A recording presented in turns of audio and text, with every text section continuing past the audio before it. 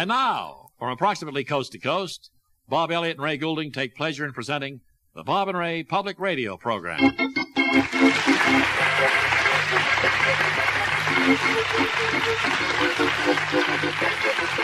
Thank you.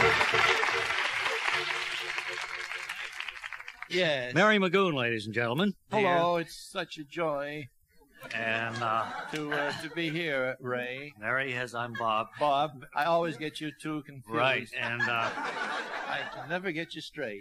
Webley Webster is here. He Hello, usually handles Ray. our book reviews and things like that. How are you, Bob? I'm just fine, Webb, and it's good to see you again. Well, You're it's a joy to be here, too. looking chipper and... It's a pretty fancy studio. I've never seen one like this with all the curtains and the parquet floors. expensive parquet floor. Yeah? It was put in just for this show, we're told. Is that right? Yeah. That's something. And Wally Blue is back there in the green room. He'll be reporting in a little bit later. Who else do we have? Well, we have sponsors. We have some subscribers. On public radio, we have Yes, sponsors? we do, and these we've carried over from the old days, and we want to thank them. Einbinder, the greatest name in flypaper, is going to help us. This year, more than ever before, make flypaper an important part of your life. And the Monongahela Metal Foundry, too, maker of shiny steel ingots. Monongahela, the metal foundry that casts its ingots with the housewife in mind. Keep that in mind. We have that report from Mr. Blue, I'm told right now. Yes, this is the birthday of, I don't know if you know this, of Fabian Sturdley. Right? He was born in 1868 in Kenosha, Wisconsin. And our correspondent, Wally Blue, is standing by with a report on what's happening at the birthplace of this famous American. He's at Sturdley House, and it's a great tourist attraction, we're told. So come in, please, Wally Blue. Lee Ballou at Driftwood, the stately old mansion where Fabian Sturdley was born, and I'm talking with his grandson, Van Tassel Sturdley, who manages this museum out here. Well, thank you, Mr. Below. Is it true that the house has been restored to the original rundown condition it was in old Mr. Sturdley's time? Yes, they were going to tear down this grand old salt box to make way for a combination car wash and bowling alley. But a group of public-spirited relatives banded together and have managed to save it and have it declared a public shrine with no taxes to pay. I understand, I know that Fabian Sturdley, who he was and everything, there may be some, especially children, who don't. Could you tell us something about your grandfather? Well, I'd say the big thing about him was eccentricity. For instance, he had electric lights in this house as far back as 1912, but because the neighbors laughed at him, he had them all taken out. Replacing them with kerosene lamps, as the story goes. He took part in the Spanish-American War, I believe. Yes. And upon his return, he opened a putty shop here. Yes. He was so impressed with the usefulness of puttees, so convinced that civilians would want them for walking in tall grass, that he put all his money into his shop here, calling it the House of Puttees. And I think it was in this very same room that he held his famous meeting with Henry Ford back in 1899. Well, Mr. Ford came all the way out from Detroit to offer a half interest in his company for $10,000. Of course, Grandpa realized that the automobile would never be more than a plaything for the wealthy, and he turned the offer down. Right. I was noticing a couple of other things the visitors will see when they come here to fabulous Sturdley House. Here's a pillow that says, "Greetings from San Juan Hill." Yes, it's filled with balsam needles. It smelled nice for a little while. Right.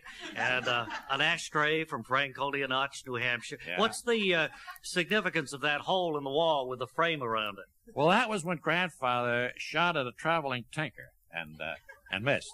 He was moody that day because the bottom had fallen out of puttees, and there was a tight money situation, too. Then there's a kitchen out that way, and through this door is a small den, and I can see a pile of National Geographics and a picture of a blank Mount Rushmore. Not many of those around, I guess, today. Oh, that's a very rare, valuable possession. Yes. Upstairs, there are 2 bedrooms and a bath. Yeah. They're roped off with a red velvet rope. That's where we live. Do visitors get to see the attic? Yeah, there are more geographics up there and about 11 cartons of puttees. How about the basement? Well, down there you'll see our cat and our trash cans and several hundred cartons of puttees. And outside there's a small parking area. Well, they can park on the street, too, as long as they don't block the Henshaw's driveway next door. The Henshaws don't like that. Well, I'd like to thank you. Well, let me say that a visit to Sturdley House should be a must if anyone wants to have a real good vacation. We're open from 9 to 5. Admission $5 for adults, $2 for children, and 85 cents for pets.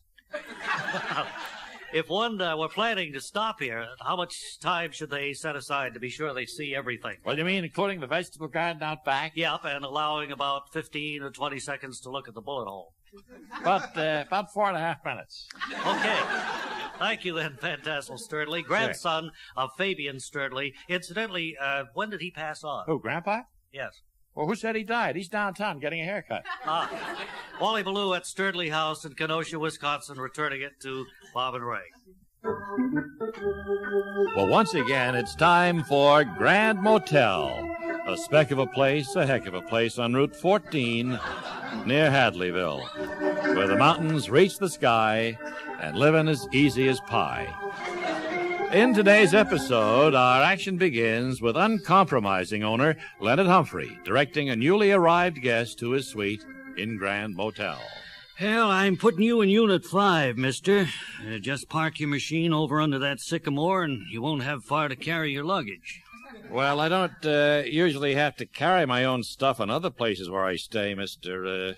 What's your name, anyway? Humphrey, Leonard Humphrey. Well, I guess that's okay. But as I was telling you, Humphrey, Leonard Humphrey, I don't usually... No, my name is just Leonard Humphrey. There's only one Humphrey in it. Well, then, I don't know why you told me there were two. Well, anyway, if you'll stop interrupting me there for a minute, I wanted to say that other motel owners unpacked my car for me and carried the suitcases into the room. Well, I guess I could do that. We sure can't afford to lose your business. Well, fine. Come on, I'll open the car trunk for you. All right. I got quite a few sample cases in there I want you to carry to the room. Plus, if you'd park your machine over under that sycamore, it wouldn't be so far to carry things. No, that's okay. I don't mind. There's sure a lot of luggage there. It's really got the back of your car weighted down. What kind of samples do you carry with you? I sell bricks. Naturally, I have to carry several styles of your natural red building brick, your round-cornered paving brick, and your light-colored adobe. Adobe's getting very popular, you know. That's so. Yeah. I don't know why you need them all carried in, but we can't afford to lose your business. Wait a minute, Daddy. Don't lift those heavy things till I get there. All right, Naomi, I can do it all right. Who's the good-looking chick? She's my daughter. Well, I guess that's okay. Have you got any ice around here? Well, there's, Oh, Daddy, I'm so glad you've talked this gentleman into staying. We can use the money to have our billboard out on the highway lighted. Well, Naomi, that can wait. You need a nice new dress, and I want to... Hey, Humphrey, you never answered my question. Well, there's an ice chest out behind... No, not that question. I asked who the good-looking chick is. She's my daughter. Okay. So, which one of you wants to get me some ice? Well, it's right behind unit number 9. We usually let our guests help themselves. Daddy, my stars, don't offend the man. We need his business. Well, all right, Naomi, I'm sorry. Hey, Humphrey, you still didn't answer my question. She's my daughter. No, you already answered that one. I asked which one wants to get me some ice. Well, I will. No, I will, Daddy. You stay here. No, that's all right, Naomi, I will. Look, if you two squabble like this about everything, you could keep me awake all night. A man in my line of work needs his rest. I think I'd better look for a room someplace else. So long.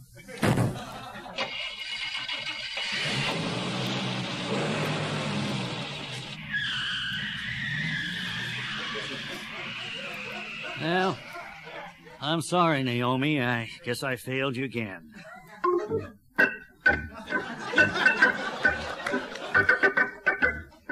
Well, can Leonard Humphrey remain uncompromising and hope to succeed in the motel business? Will lighting his billboard on the highway really solve the problem? Perhaps we'll learn more next time when another weary traveler pulls up to Grand Motel.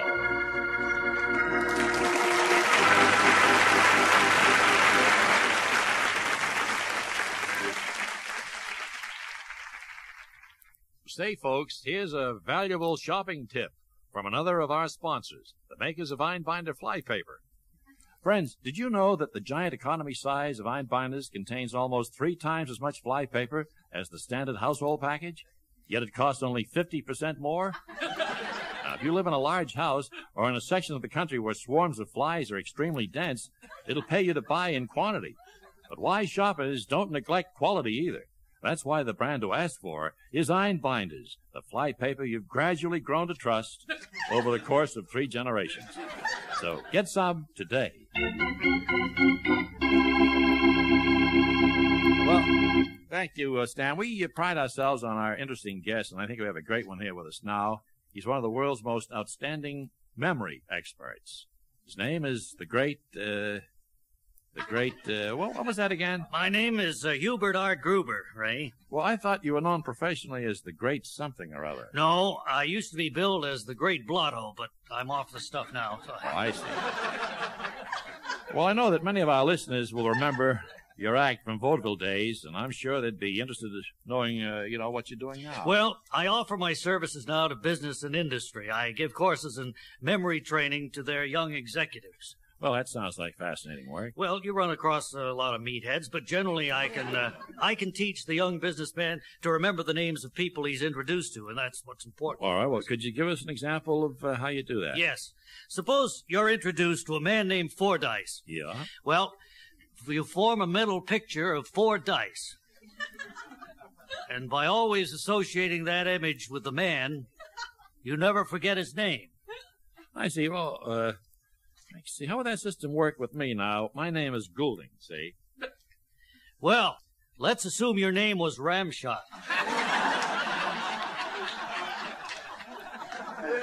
You'd form a mental picture of a hunter shooting a ram, and you'd remember the name that way. Well, what about my partner, Bob Elliott? How would it work with him? Well, suppose his name was Richmond. You'd form the image of a man surrounded by a lot of money. Well, in other words, pal, your system doesn't work with names like ours, Well, right? yes, it does. That's in the advanced training, and I don't want to get into that on the air. Mr. Goulding. Yes. Goulding, yes. So, that's what your course consists of then, teaching young executives to remember names? Well, there's more to it than that. We spend a good deal of time on memory improvement. We do that by reading off a long list of numbers and teaching the student to remember them. I might say 351. After several weeks of training, the student would be able to repeat that back. 351, you say? What? 351? Oh, you've taken a memory course yourself. Mr. Goulding. Goulding, yes. Well, I want to thank you for stopping by to talk with us, Mr. Gruber. It's been very interesting, and now I guess it's time to say goodbye. Well, goodbye. See, how do I get out of here? Well, it's that door right there. No, not that one. That's the closet, the other one. Oh, all right. I've got it now. Goodbye, Mr. Goulding. Goulding. Yes. Goodbye. Bye.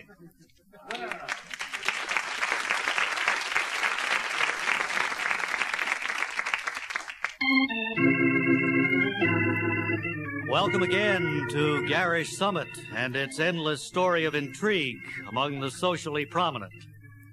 There in stately splendor, far removed from the squalid village below, the beautiful people fight their petty battles over power and money. As our action begins, strong-willed Agatha Murchfield is in the solarium awaiting the arrival of her lawyer, Bowden Pardue.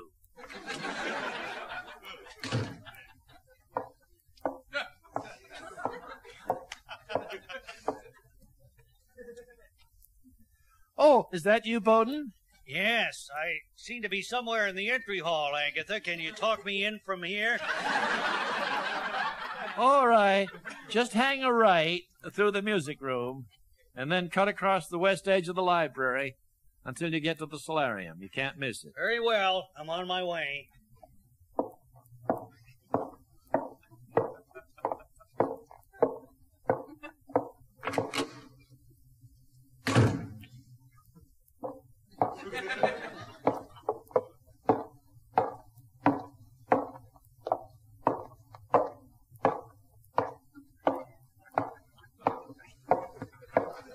Oh, there you are, Bowden. Oops.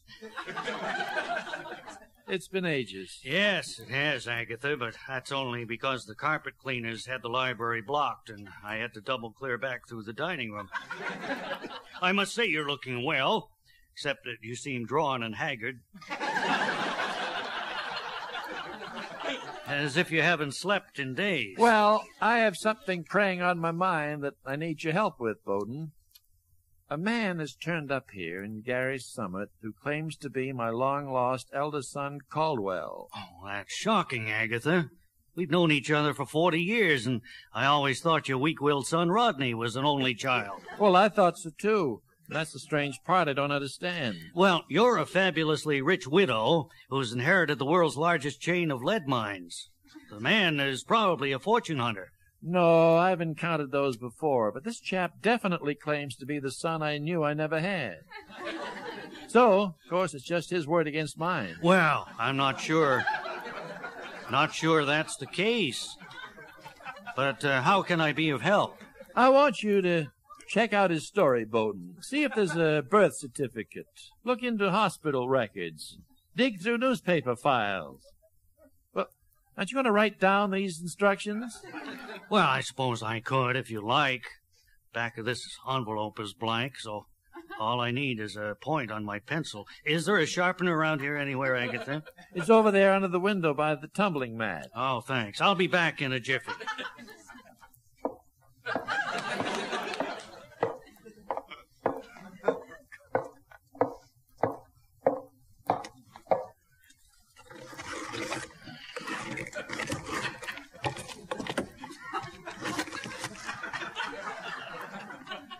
Well, my stars, Bowden, what are you doing over there? It's all right, Agatha. Everything's been taken care of.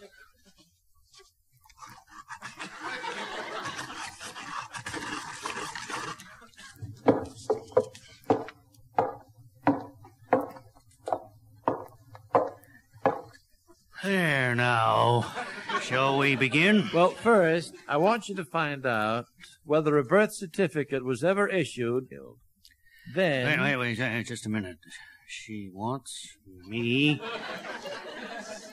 to find out... Well, look, my word, how did a nincompoop like you ever get to be my attorney? I don't know, Agatha. I suppose I could look in the files at my office and see if I have any documents covering that. No, don't waste any more time. Just find out if this mysterious stranger is really my eldest son. If he is, I'll want to rewrite my will to exclude my other boy, Rodney. I understand.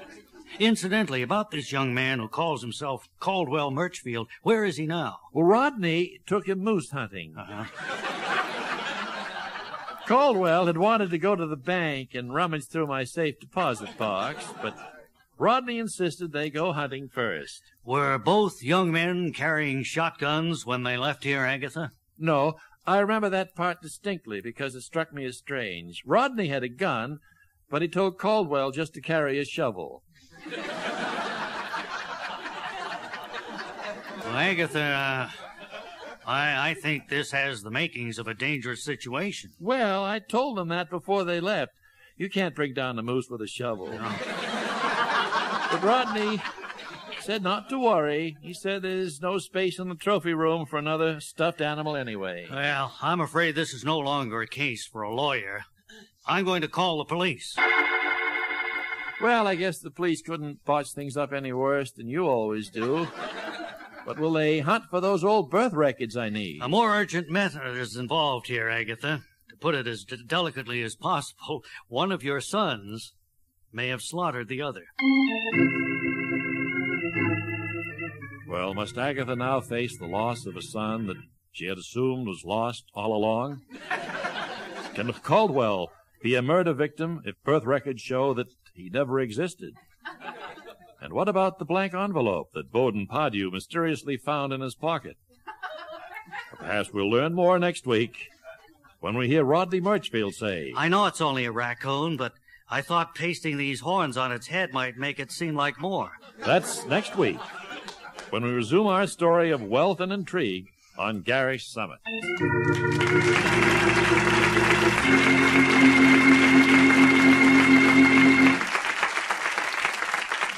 Well, say, here's a tip for you homemakers from the Monongahela Metal Foundry. Ladies, we all know how frustrating it is to spend a whole day polishing steel ingots around the house and still have them looking dull and lifeless. But don't blame your ingot polish for failing to do the job. The simple fact is that many steel mills don't even try to beautify their products for use as home decorations, but not so at Monongahela, the metal foundry that casts its ingots with the housewife in mind. So why not drive your heavy-duty truck to a conveniently located Monongahela showroom today and stock up on those shiny ingots you've always wanted. You'll be glad you did.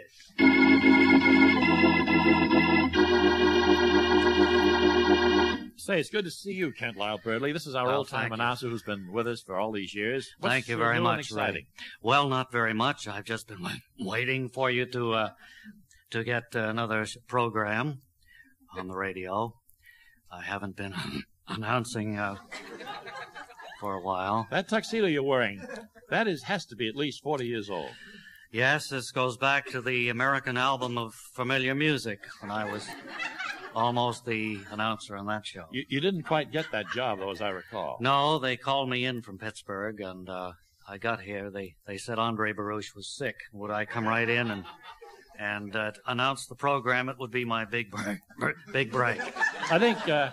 I think folks remember him as the announcer on Tea Time Tunes. That was your big show, wasn't it? That was what I was doing in Pittsburgh, yes. And, then you had hits and encores. Yes, for a while. But when I got the American album, that was the big deal. Well, I got here and Andre Baruch got well, and I never did it. That's right. Well, it's good to see you, Kent. It's always a joy to have you walk by and bring back some great memories of yesteryear. Yeah, stumble out, Kent.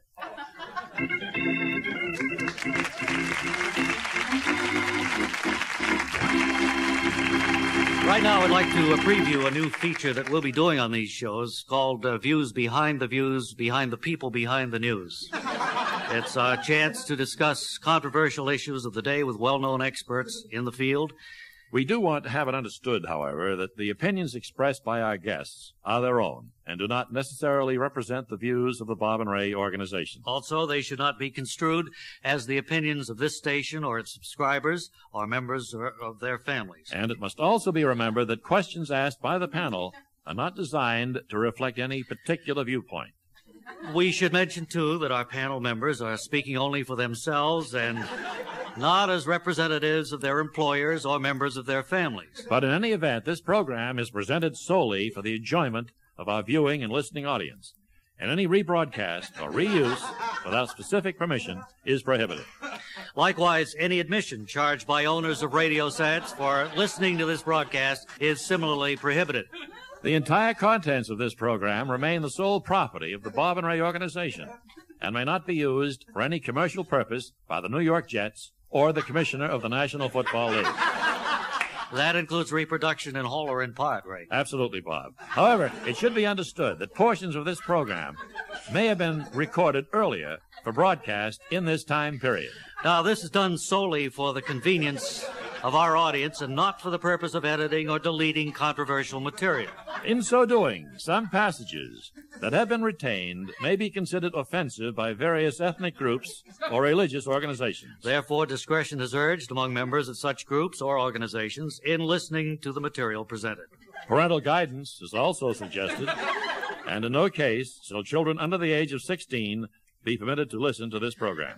This ruling applies not only to the public at large, but also to employees of this station and members of their families. Any application for exemption from this order must be received in our office before midnight tonight. And on all such applications, decision of the judges is final, and in case of duplication, ties will be awarded. However, the awarding of all prizes is subject to availability.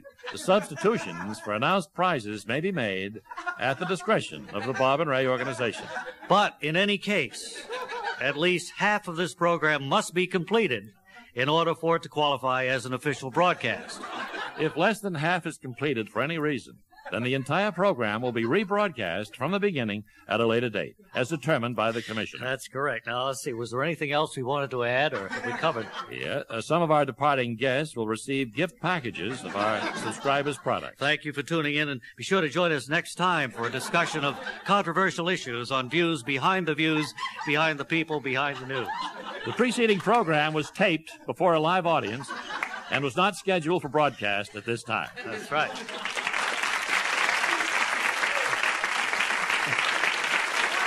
You know, I think I see some old friends of ours, the handsomely uniformed Bob and Ray Guards. Oh, the beautifully caparisoned guards come down, marching down the hall here to lock our studio door at the conclusion of each broadcast. I think I can hear them coming. There they come. Here they come. This is a ritual we've gone through for years. I don't know how many people. 35 years. They come These in. guards have been closing the door. What they do is hand over the keys. Making sure. If you're ever in New York, try to get here to witness this ceremony. Well, we don't have tickets for it, but now they're almost ready for the actual locking of the door. Well, always scares us when we hear that. Here it comes there? Who's king? King. This is it. The keys are now have passed off, and the studio door is finally closed and locked for another week.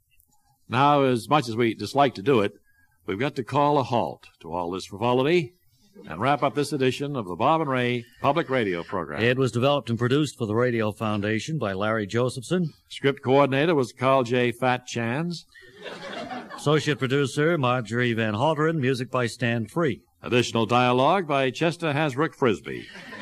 Our audio engineer is Mike Moran, and funding in part is from the National Endowment for the Arts and the New York State Council on the Arts. Now this is Ray Goulding reminding you to write if you get work. Bob Elliott reminding you to hang by your thumbs. For a free picture of Bob and Ray, send a stamped, self-addressed envelope to Bob and Ray Picture, Box 5000, GPO, New York 10116. That's Bob and Ray Picture, Box 5000, GPO, New York 10116.